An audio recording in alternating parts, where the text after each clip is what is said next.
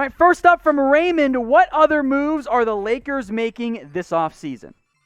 Here's the problem with the Lakers making moves. You just traded away Danny Green, who was the only guy that, in all reality, I mean, from a money perspective, he was the only one that could bring you back the kind of value that you wanted. Now, you got Dennis Schroeder, and I think that is a great win for the Lakers. I think they won this trade. I think they outright won it. 28th isn't going to bring you a whole lot of value. Danny Green wasn't that good for you. Dennis Schroeder becomes immediately your third option on a team that was looking for it. The person that could get moved, the only other guy we could see dealt by, for the Lakers, is Kyle Kuzma. And there are rumors circulating that I saw this morning that multiple teams are interested in calling the Lakers about a potential deal. So that's really the only way that that almost feels like a Lakers sent that out to try and drum up trade interest in Kuzma. And can you blame them? Because I don't think there's that much interest in Kyle Kuzma as much as people might think. I know he's young, but at the end of the day, Kuzma is what he is. He's a six-man kind of guy. He's a stretch four that can be a playmaker, but he's not a defender, and he's not that good of a three-point shooter, as good as he was in his rookie year. So if the Lakers are to make any more moves, trade-wise, he is the guy that is going to have to go, unless they're looking to make a very minimal move. But if I'm the Lakers, I spend what I have with my mid-level. I spend what I have with my veterans minimum contract. I take what I have in Dennis Schroeder, Kyle Kuzma off the bench, and roll with what I basically ran it back. You might lose Rajon Rondo and you might lose KCP. I think Avery Bradley. Yeah, I think Bradley and Dwight Howard will both be back next year. All right, so get your votes in on one Kyle Kuzma. Is it time to trade for him? Type Y for yes or type N for no.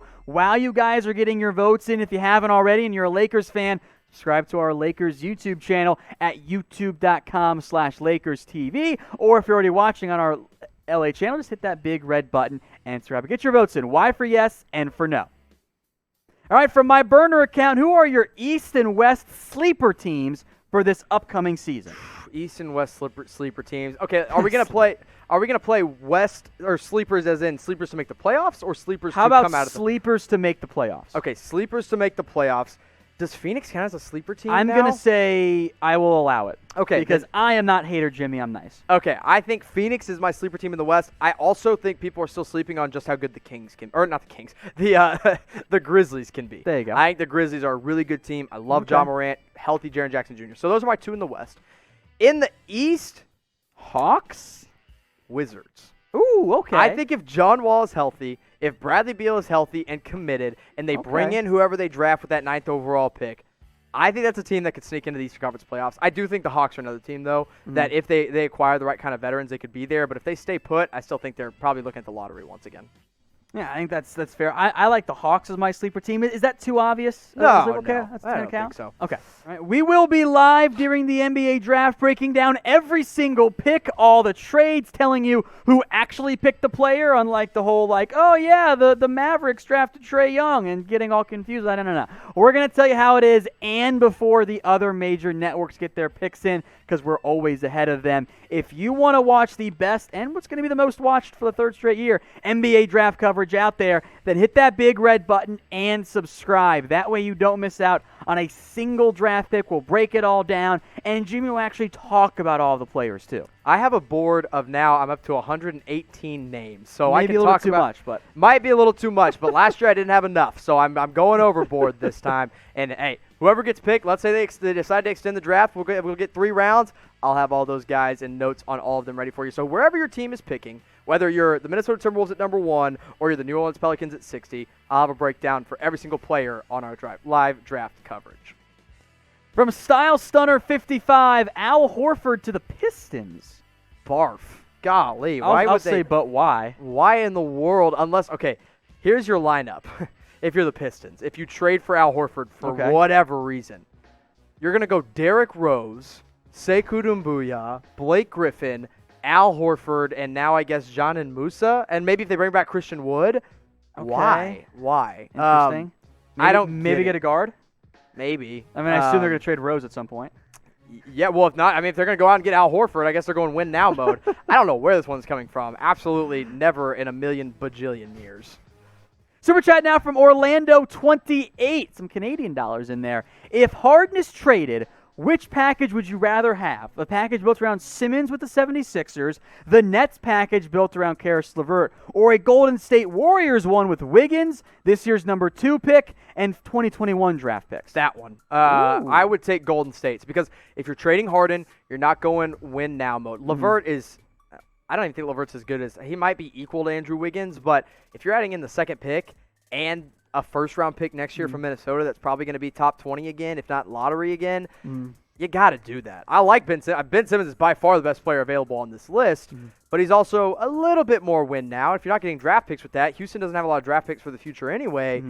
I think you got to do that if you're Houston by taking a young player in Wiggins that can develop, number 2 pick that they could potentially take, an Anthony Edwards, a LaMelo Ball, a James Wiseman, a Onyeka Okongwu, and then next year's first from Minnesota. Okay.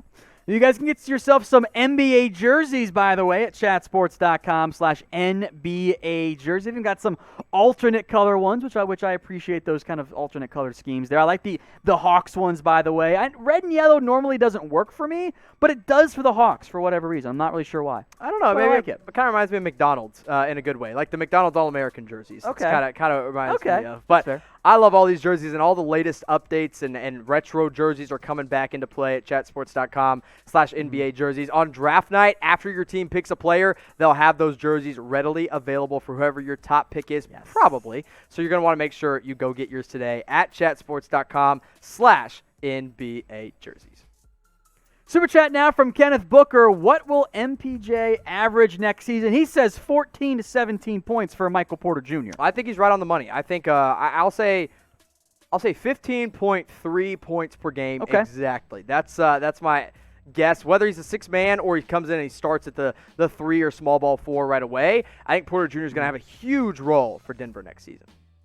Super chat from Ramon Lara. Where will Derrick Rose land? I thought it was going to be the Lakers, Yeah, me but too. they just traded for Not. Schroeder, so there's no reason for them to get him.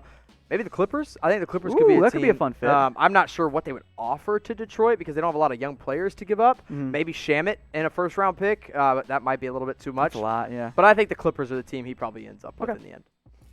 Lil Swish says, how about Paul George back to Indy? Oh, man. I think that bridge has been burnt. It's been burnt. No, I don't think it's going to happen. It's fun. I think they might have the trade pieces to do it. Maybe if they give up Oladipo. Well, actually, I don't know if they have trade pieces to do it.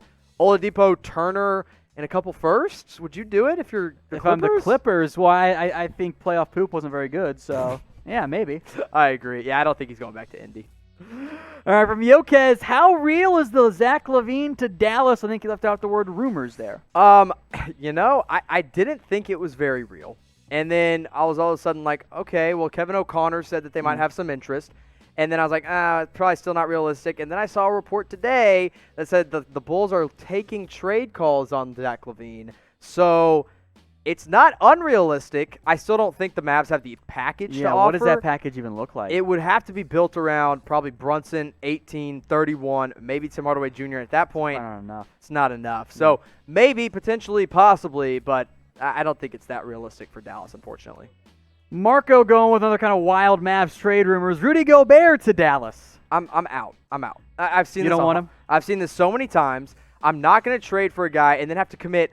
If you get Gobert and he's available for the Supermax next year, you'd be committing $70+ million to 2 7-footers. Today's NBA, it doesn't work. You don't do that. So especially with one of them can't shoot like Rudy Gobert. And also in the Mavs system, you got to have 5 guys that can go out and at least are respectable from 3, and Gobert is not that right now. So if I'm out for Dallas, I'm out because then you got to give up a lot of young assets, and the Mavs really don't even have that many anyway. Maybe in free agency next year, but probably not. But whatever happens with the Mavs, we'll have it all for you on All Things Mavs at youtube.com/ you guessed it, All Things Mavs. Lakers question coming in now from Retro Joiner 27. Joe Harris to the Lakers. Love the fit. Yeah, imagine a LeBron team with Joe Harris on it. Yeah. Love the fit. Don't have the money to do it. The Lakers are not going to have even the full mid-level to offer to free agents, and Joe Harris is going to go for far more than that. I think Joe Harris will go for probably a little more than he should, probably around 13 to 16 million this year, and the Lakers don't have the money to make that happen.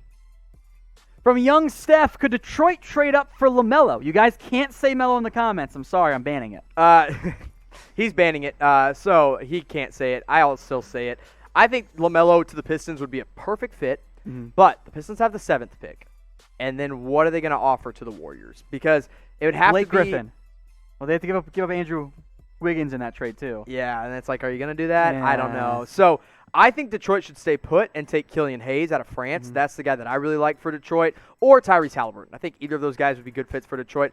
So could they? Probably not. Should they try? Absolutely. Scott Marquis says Celtics get Jarrett Allen and Kevin Durant so that the Brooklyn Nets have more cap space to trade for Harden. You want to take this one or should I? Yeah, I'll let you take this Okay. one. You got it. Yeah, the purpose of the Nets getting James Harden is to pair him with Kevin Durant and with Kyrie Irving, not moving on from Durant. So, fun idea. I'm sure Boston would love to do it, but there's no way the Nets actually do that. And also, What I do? Do you think Jarrett Allen's just bad? Like, he's a great player, too. So, Yeah. no, not Sorry, going to happen.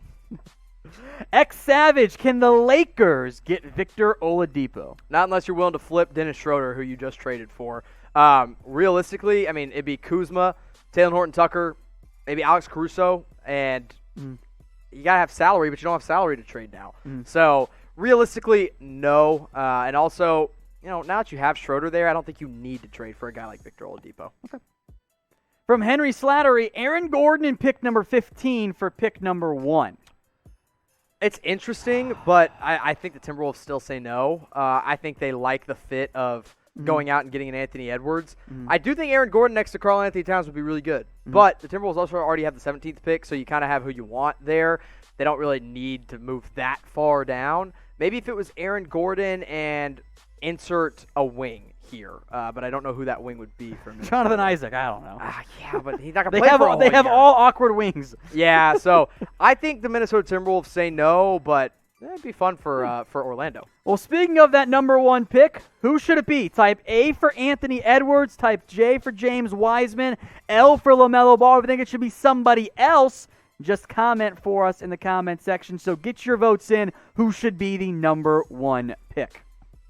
All right, David Gonzalez here. The 3-team trades. Let me bear with us here. Buckle in. Spurs get Andrew Wiggins, Cam Reddish in the number 2 pick.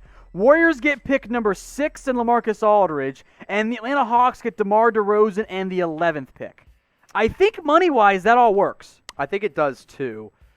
Spurs say yes, I think. I think it works for Atlanta. It might be close on that. Atlanta has so much money that it doesn't they're fine. matter. Okay. They are full of cap space, so they can take on as much salary as they want.